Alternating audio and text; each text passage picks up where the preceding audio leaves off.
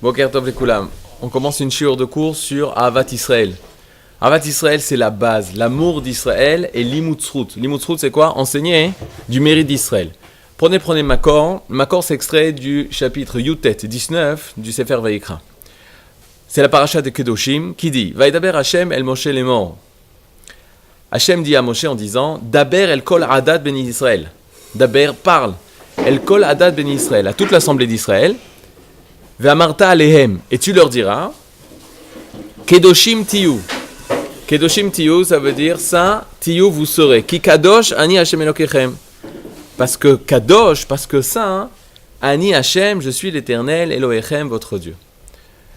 De là, Rashi nous dit que ça veut dire Kedoshim prushim tiyu. Vous devez être séparés, vous devez être mis à part au niveau des harayot, au niveau des mauvaises mœurs.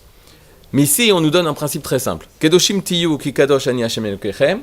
Il y a ce qui s'appelle imiter le divin, imiter les midot, les vertus d'Akadosh Borou. C'est pas seulement de quelle façon on va pouvoir servir Akadosh Borou, c'est en imitant le divin. On connaît cette Gemara qui dit Valarta bidrachav, tu iras dans ses chemins, Ma'urachum, afata rachum. De la même façon qu'il est miséricordieux, toi tu dois être rachum, toi aussi tu dois être miséricordieux. Ici dans la paracha, de façon très claire, Akadosh Borou il dit pourquoi tu dois être kadosh? Parce que moi je suis kadosh. Sans donner une définition très claire et très précise du mot kadosh, kadosh ça veut dire séparé, kadosh ça veut dire aussi consacré, réservé. C'est une chose qui est transcendante, séparée de nous et qui dévoile le divin. Kadosh, ça veut dire tu dois être une personne divine. Parce que Akadosh Borou il est kadosh, parce qu'une personne, Akadosh Borou il est saint. Maintenant regardez la suite. C'est une suite dans la paracha de Kedoshim, je ne me rappelle plus le nombre de mitzvot qu'il y a, mais c'est une suite de mitzvot, de assez et lot assez, de mitzvah positives et mitzvah négatives. La première mitzvah qu'ils vont donner, que Akadosh Borou va donner après avoir dit qu'il est kadosh, c'est kaniré une mitzvah qui nous montre ou qui nous permet de dévoiler notre gdusha, de dévoiler notre sainteté. Et c'est pas par hasard qu'au pasuk Gimel, au 3e verset, nous avons le commandement suivant. Ish imo ve'aviv tiraou. Un homme, sa mère et son père tiraou, ils devront craindre. C'est-à-dire la première mitzvah, après avoir dit qu'on est kadosh, c'est la mitzvah de kivudorim. Kaniré, il semblerait qu'une personne qui n'a pas du kavod, qui n'a pas du respect, qui n'a pas de la crainte envers ses parents, il a un marsom, il a une barrière face à la kedusha. C'est-à-dire une des premières choses basiques, fondamentales de la Torah, c'est donner du kavod kivudorim, de respecter ses parents. Et ça empêche le dévoilement de la kedusha.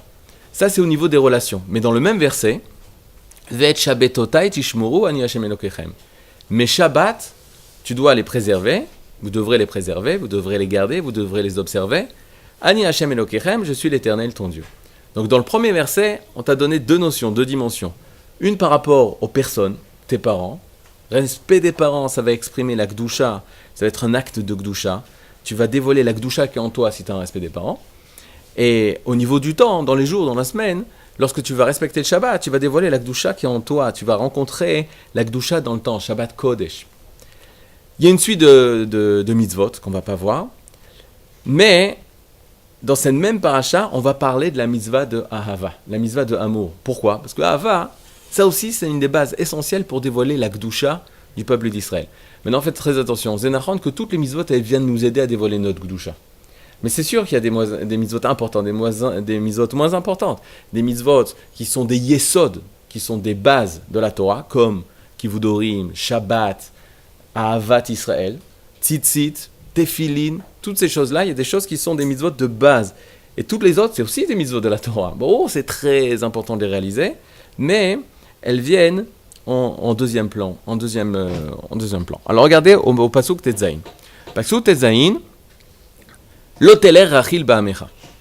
Tu n'iras pas rachil. Kol porte. Okay.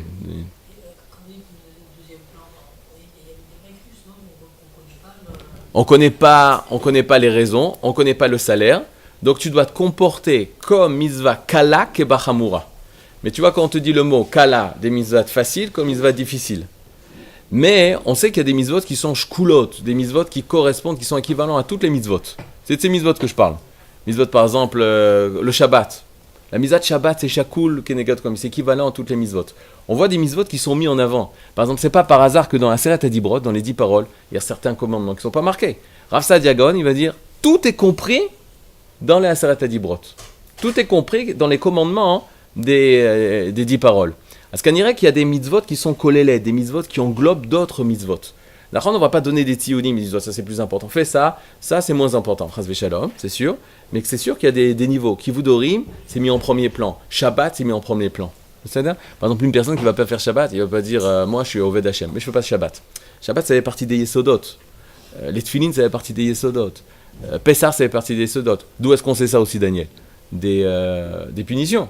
Il y a des punitions qu'une personne qui va être le Mechalel, un Shabbat, il est Chayav Mita. Et une personne qui va faire ça, il doit seulement payer un Knas. Tu vois, en fonction des punitions qui sont données, tu peux comprendre l'importance. Maintenant, nous, on doit faire toutes les mitzvot. On doit avoir du respect par rapport à tous les mitzvot parce que c'est un ensemble, c'est une chativarat, c'est un seul ensemble. Mais c'est sûr qu'il y a des niveaux de mitzvot. Une des mitzvot qui va aussi exprimer notre kudusha, c'est l'oteler rachil be'amecha. Alors c'est quoi l'oteler? Tu n'iras pas rachil colporteur be'amecha dans ton peuple. C'est-à-dire le issour de la rechilut. J'explique, il y a le issour d'abord du lashon hara.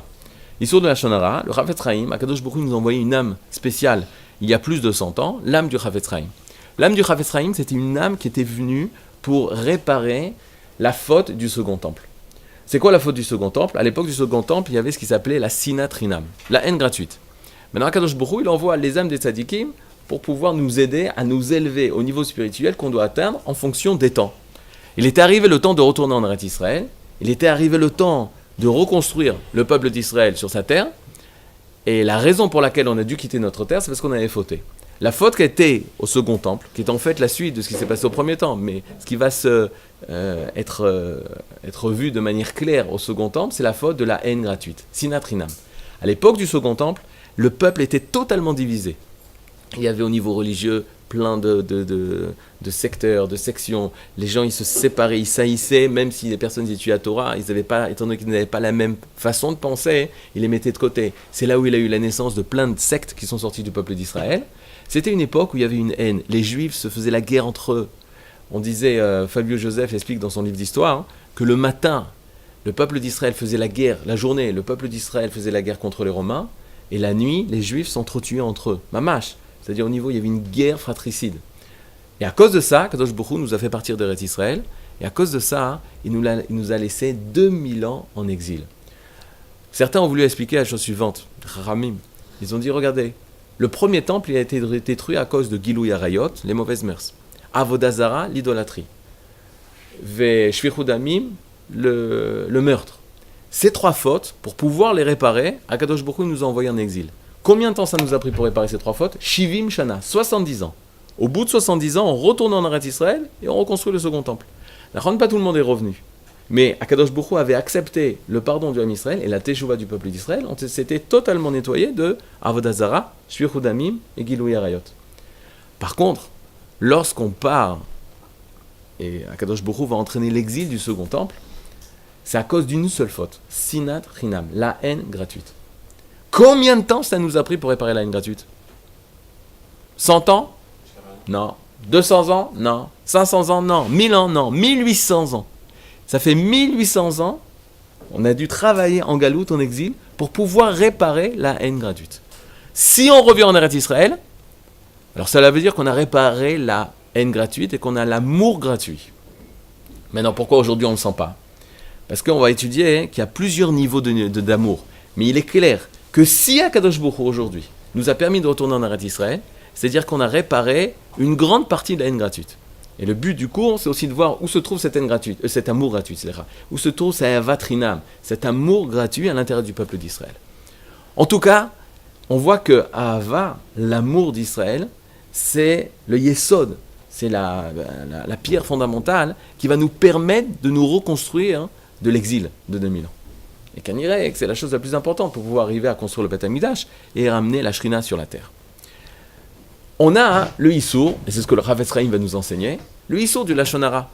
Le Chafetz Chaim n'a pas inventé qu'il y avait un Issour Lashon Hara, c'est déjà marqué dans la Gemara, dans le Talmud, c'est même marqué dans le Rambam. Le Chafetz Chaim, lui, il va mettre en ordre toutes les halachot qui concernent le Lashon Hara. Sur Al-Regel Achat, je vous expliquais, c'est-à-dire le bilboul qui est en général quand les gens parlent du Lachon Hara. Les gens pensent que Lachon Hara, c'est dire des mensonges. Ça, c'est faux. Le Lachon Hara, c'est pas dire du mensonge. Dire du mensonge, c'est dire du sheker, c'est un autre issour. Le issour, l'interdiction de dire du Lachon Hara, c'est dire la vérité. La pure vérité. C'est dire, Shimon, il est méchant. Shimon, c'est un voleur. Shimon, il s'est comporté mal envers moi. C'est la pure vérité. Mais, le fait de raconter du mal de Shimon à des personnes qui n'ont pas besoin de savoir ce qui s'est passé, alors ça devient du Lachon Hara. Okay. Et si par exemple c'est pour aider quelqu'un, par exemple, je sais pas, quelqu'un qui est en shidduch avec une personne, on sait que la personne est mauvaise de base par exemple. On dit à la personne qui est en shidduch avec elle qu'elle est mauvaise, est-ce que c'est du Lachon Hara ou... Alors bon, Hachem, le Rav Ephraim, il a donné les moyens de savoir à quel moment tu peux dire que Shimon c'était une personne qui était mauvaise. À qui? Dans quelles conditions? À qui? Dans quelles conditions? Moi je te dis un conseil très simple. Lorsque tu as un problème comme ça, va tout de suite voir un Rav et qui va te dire qu'est-ce qui est permis de dire et qu'est-ce qui n'est pas permis de dire. Et souvent même, le Rav il te dira, moi je vais lui dire. Si tu penses que c'est ça, moi je vais lui dire qu'on a entendu que ce garçon il était comme ça et comme ça et comme ça. Mais il est clair que dans un cas de Shidour, c'est passé malheureusement plein de fois, où les grands rabbanim, ils sont allés voir la femme, la kala ou le khatan, et ils sont allés le prévenir qu'on a entendu du mal sur cette personne, et que ça a été vérifié comme étant vrai, pour que la prévenir, de façon à ce que la personne ne soit pas nivgat, mais elle ne soit pas atteinte par ça.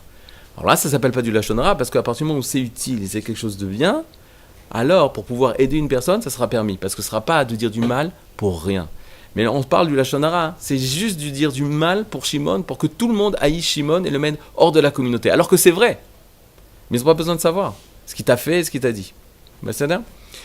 Maintenant, l'oteler rachil, rechilut, c'est autre chose. C'est un autre issour qui est dérivé du Lachon Hara. C'est une personne qui va non seulement raconter ça, comment Shimon s'est mal comporté avec lui, mais il va aller chez tout le monde. Il va le raconter à chacun. Il va dire, tu sais ce qui m'a fait Shimon? Il va aller voir un autre voisin, il va dire, tu sais ce qui m'a fait Shimon? Il va commencer à diffuser le mal que Shimon a fait. Aujourd'hui, avec les moyens techniques, c'est très facile de tomber dans la rechilut. À partir du moment où tu mets un post qui dit du mal de quelqu'un, automatiquement, tu transgresses le histoire de l'oteler rachil. D'aller et de dire du mal des gens de façon gratuite, totalement gratuite. Dans le même pasouk, parce qu'il faut comprendre pourquoi dans la Torah elle a mis ça dans le même pasouk, il y a un autre issour. L'autre issour, c'est quoi? Lo ta'amod al dam re'echa ani Hashem. Lo ta'amod, c'est tu ne te tiendras pas, se tenir debout, sous-entendu sans agir. Al dam re'echa, sur le sang de ton prochain. Ani Hashem, je suis l'Éternel, ton Dieu. Qu'est-ce que la Torah nous dit ici? On n'a pas le droit de rester ta'amod, c'est rester debout dans le sens indifférent.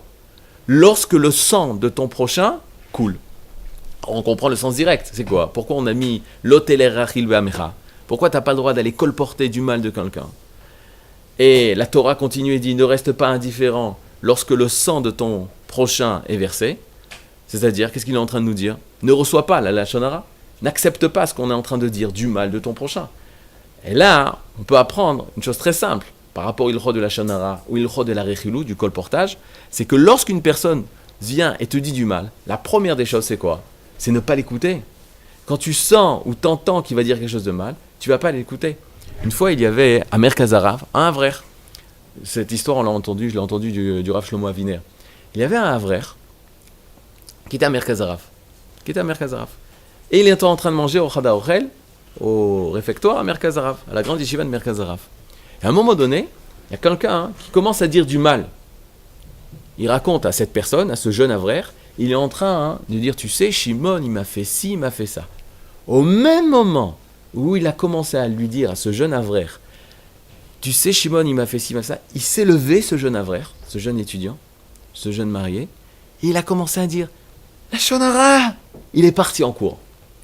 Et le Rav Aviner, il nous a dit, ce jeune Havrer, il s'appelle Dov Bigon. C'est votre Rosh Yeshiva, le Rav Dov Bigon. Ouaya vehu makpid.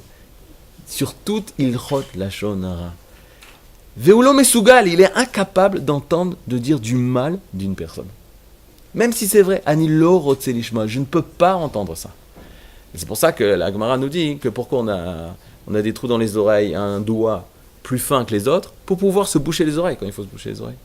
Pour pouvoir ne pas écouter quand il ne faut pas écouter. Quand tu ne dois pas écouter. Ken.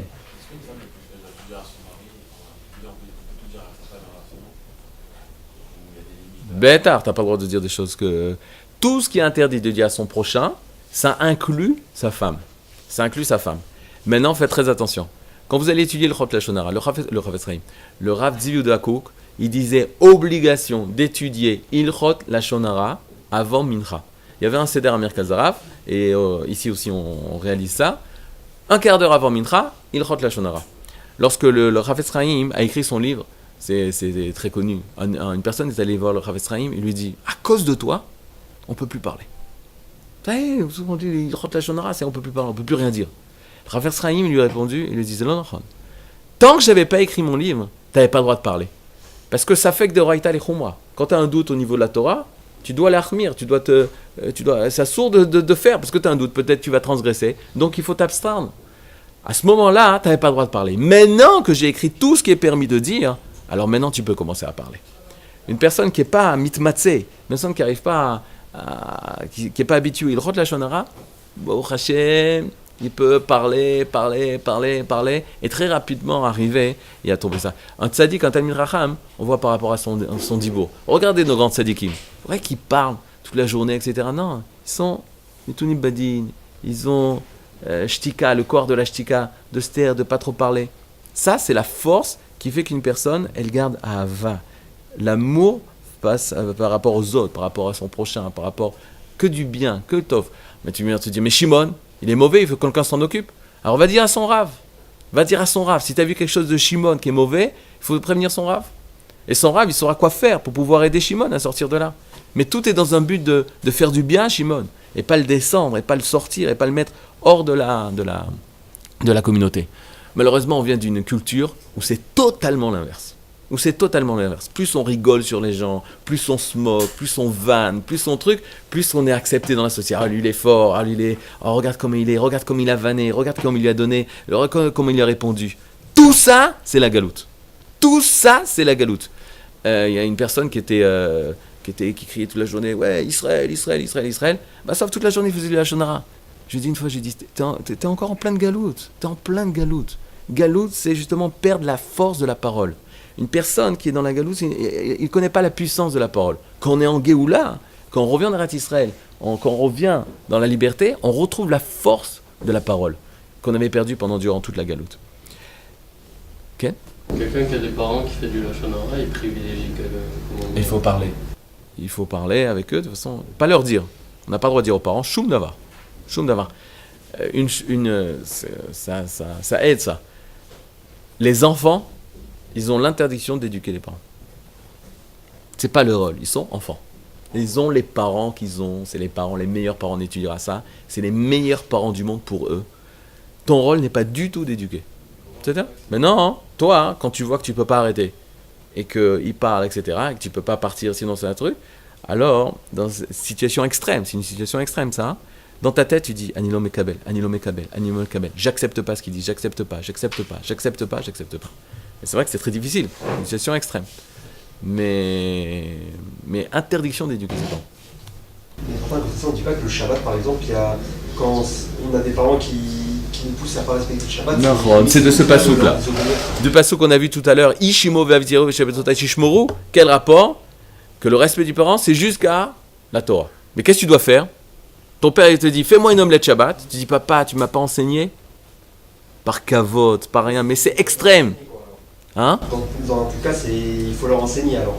Non, tu dis, papa, c'est pas toi qui m'as enseigné. C'est pas toi qui m'as dit que... C'est pas toi qui nous a appris le Shabbat. C'est toi qui nous a dit qu'il y a le Shabbat dans l'âme Israël. Pour lui rappeler qu'en fait, ce que tu fais, c'est sa continuité. Even. C'est quoi Even? C'est une pierre. C'est Av Eben. C'est-à-dire, toi, tu dois te sentir totalement Even. Continuité du Père. Alors, des fois, il a une ch'toute dans la tête. Des fois, il a un roi Zara. Il a un esprit de folie qui est rentré en lui. Mais Tamid Bekavod. Toujours avec du kavod. C'est la chose la plus difficile. Hein. Mais c'est pour ça que c'est marqué Ishimo Vaviv Tiraou. Respectez, ayez crainte de votre mère. La Gemara, elle fait un diouk. Elle dit pourquoi elle commence par sa mère et pas par son père. Alors que dans la Seret Dibrot, il y a marqué Kaved et Avira Vetimecha. De là, la Gemara, elle te dit, c'est plus facile un homme de respecter sa mère. Parce qu'elle est kula chesed. Elle fait du bien à l'enfant. Donc il a plus de facilité à aimer sa mère. Mais craindre sa mère, c'est beaucoup plus difficile. Et c'est pour ça que la Torah, elle a dit Imo, ish imo vavitzero. Craindre sa mère. Mais il faut développer ça, la crainte de la mère, de mettre la mère à un autre niveau. C'est pas parce qu'elle te fait du bien que tu dis, oh ça va maman. Non, assourd de dire une chose comme ça. C'est-à-dire, c'est enfreindre la Gdusha qui est en nous. C'est casser la Gdusha qui est en nous. C'est affaiblir nos parents et c'est affaiblir nous parce qu'on est une seule unité. Even, c'est si tu affaiblis tes parents, tu affaiblis toi. Si tes parents ils sont affaiblis, toi tu es affaibli. Kenvin. Barour, la femme c'est toi. La femme c'est toi-même. Aza odioter. Odioter. Barour.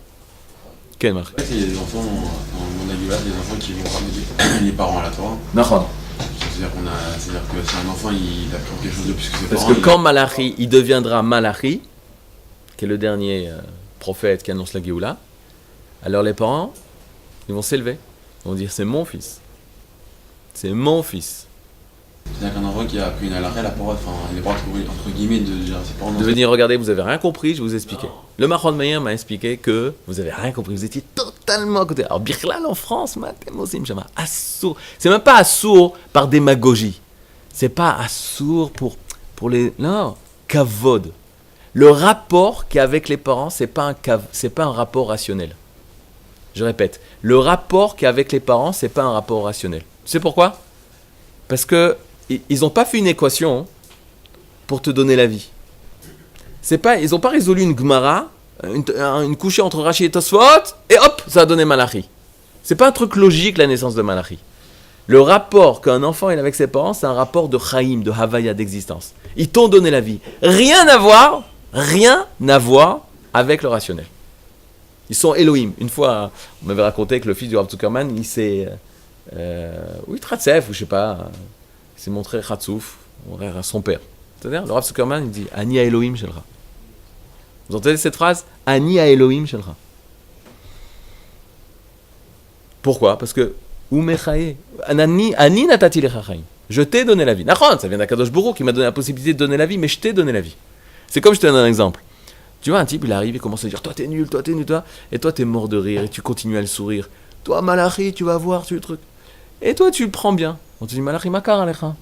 Tu dis comment il te parle ? Il fait, mais j'en ai rien à faire, il m'a sauvé la vie hier. Il y a un terroriste qui est arrivé, tac, il m'a sauvé la vie. Alors, t'es d'accord qu'avec cette personne, t'as un autre niveau, il a beau te dire tout ce qu'il a beau te dire, il t'a sauvé la vie. Tu lui dois la vie. Kalva Chomer à ceux qui t'ont donné la vie.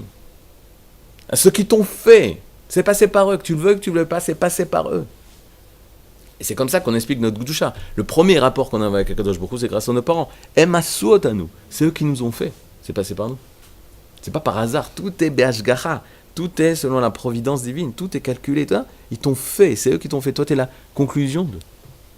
Donc la Gdusha, elle se dévoile encore plus, en plus par rapport aux parents. Tu pourras jamais réussir dans la Torah si le rapport avec les parents est mauvais. Maintenant, c'est vrai que si le père il frappe la mère, la mère elle frappe le père, et qu'il n'y a pas de shlom bayit, etc., alors c'est une sourim, c'est des épreuves. Comment arriver à aimer ? Alors que la Masechet, et c'est pas par hasard d'Echagav, que la Masechet Kedushin, c'est ça ? Masechet, on parle de Kiddushin, de comment sanctifier une femme. À la DAF, c'est environ Lamed Bet. Lamed Bet, c'est 32. C'est à la page 32. C'est au cœur de la Masechet, c'est Kivudorim. Toi, tu parles de la femme, les Kadesh Isha, sanctifier une femme, être un avec une femme. Le cœur de ça commence par Kivudorim. Si on n'a pas résolu le problème, le kavod qu'on doit avoir avec les parents, Al-Matam Deber, c'est quoi la suite ? Rien, tu peux rien construire. C'est quoi le rapport ? C'est parler avec ses parents, les chatef otam. Souvent, j'ai des parents qui me disent mon fils, il me dit rien. Mon fils, il me parle pas. C'est l'autre, c'est pas juste ne pas faire du mal aux parents. C'est pas juste ne pas contredire son père. Moi j'ai respecté la Torah, je contredis son père, et de l'intérieur, mon cœur, il n'en a rien à faire de mon père. C'est l'onachon, c'est assour, une chose comme ça. C'est-à-dire, peut-être dini, tu vas t'en sortir, au niveau de la loi, tu vas t'en sortir, mais t'es pas bien. C'est-à-dire, c'est au niveau des midot, au niveau de ta personnalité. Il faut un kécher de vie avec les parents, avec nos parents. Okay. Maintenant imagine si ton père est Satmer et toi t'es Rav Kook. C'est très difficile, on imagine. Mais il y a eu des cas comme ça. Il y a eu des cas comme ça, Isaïa Tom. Parce que Hot Pa'am, c'est pas en fonction de la Shita. Moi, je vais vous dire personnellement, moi, Baruch Hashem, j'ai Akadosh Borou, je la refouach Shlema à Avimori. Avimori, il a ma Torah, hein, il a étudié la Torah, mais il n'a pas étudié le Rav Kook. Moi, quand j'ai étudié le Rav Kook, alors il y avait un décalage, mais le Rav Kook il dit ça, mais c'est ch'touyot, c'est complètement idiot d'entendre des trucs comme ça. Parce que ton père, c'est pas ta chavruta, c'est ton père. Maintenant, tu peux faire une chavruta avec ton père. Tu peux étudier la Torah avec ton père, en baya. Mais ça, il te donne le ishour de te contredire, de savoir, de comprendre ce que tu veux. Besséder. Mais de commencer à dire, ah non, mon père, il a raison, il a tort, c'est assourd d'abord, c'est un issour mifourage dans le Shulchan Aruch. Mais zeloba becheshbon, comme on dit en ivrite, ça vient pas en ligne de compte. Parce que, Otpam, ton père, ou noten ahava. Tout ce qui veut ton père, rappelez-vous le moment. Ou, quand vous allez être papa, vous allez sentir ça. C'est-à-dire, quand l'enfant est né, et que le père et la mère, ils tiennent le bébé dans les bras. C'est-à-dire, d'après vous, c'est quoi les pensées d'un père lorsqu'il tient son bébé dans les bras? Qu'est-ce qu'il pense? Qu'est-ce qu'il se passe à ce moment-là? D'abord, tu le vois, il est out, il est dans un autre monde, il est dans un autre monde. Il est quoi? Et qu'est-ce qu'il pense là? Je sais pas s'il pense. Moi, je vais te dire ce que j'ai pensé. Et il ratov. Que ta vie elle soit bien, que tu vives bien, que tu sois en bonne santé, que du bien. Je veux te donner que du bien.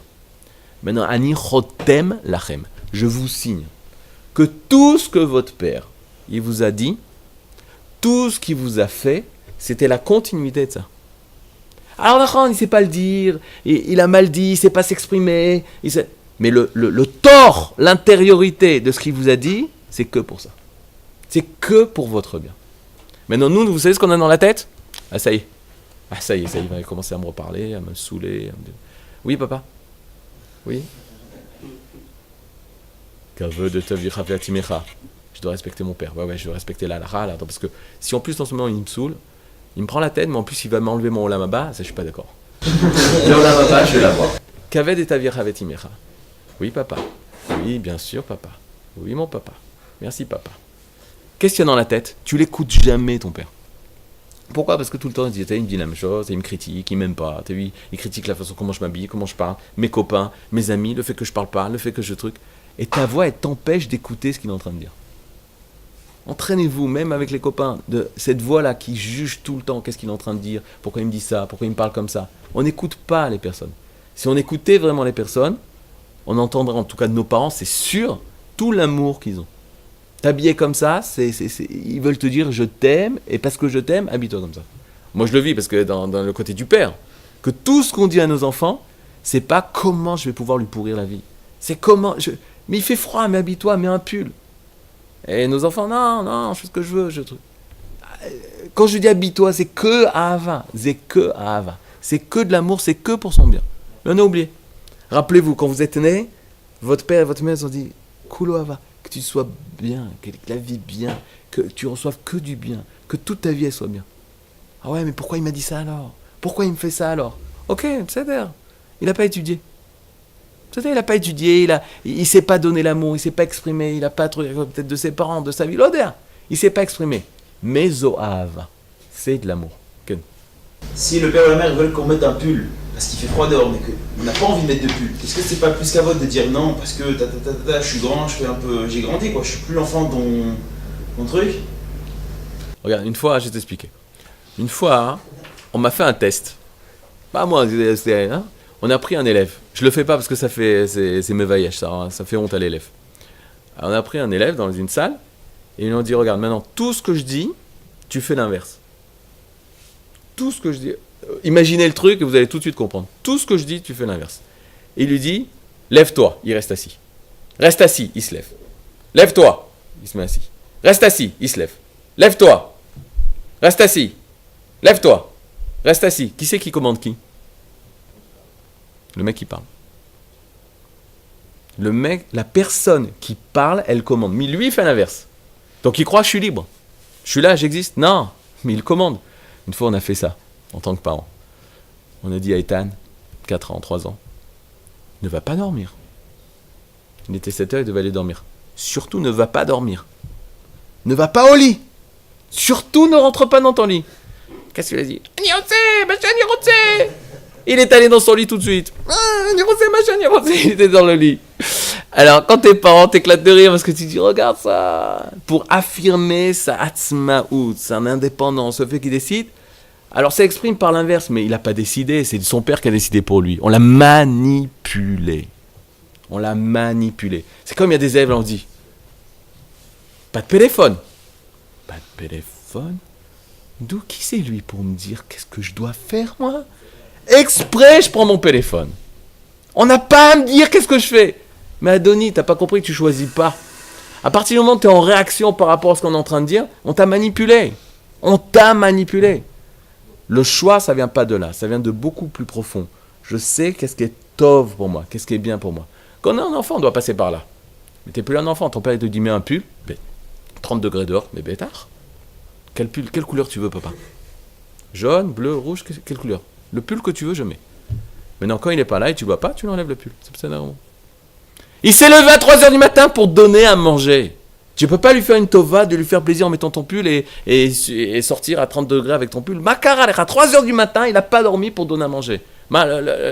Cacher les rats, c'est difficile pour toi de lui faire un peu de bien. Shavuot Tov.